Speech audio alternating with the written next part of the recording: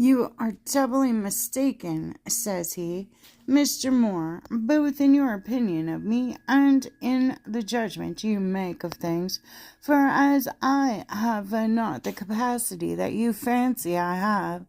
so if I had it, the public would not be one jot the better when I had sacrificed my quiet to it. For most prints apply themselves more to the affair of war than to the useful arts of peace, and in these I neither have any knowledge, so do I much desire it. They are generally more set on acquiring new kingdoms, right or wrong, than on governmenting where those that possess, and among the ministers of prince there are none that are not so wise as to need no assistance, or at least that do not think themselves so wise that they imagine they need none. And if they court any, it is only for those for whom the prince has much personal favor, whom by their fawnings and their flatteries they endeavor to fix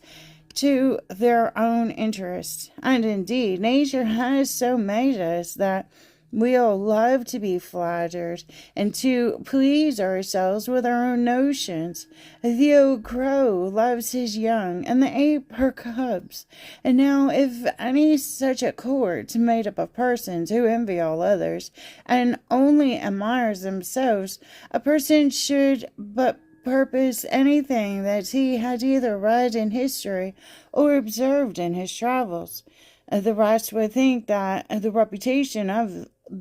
their wisdom would sink, and that their interest would be much depressed if they could not run it down. And if all other things failed, then they would fly to this, that such or things pleased our ancestors, and if it were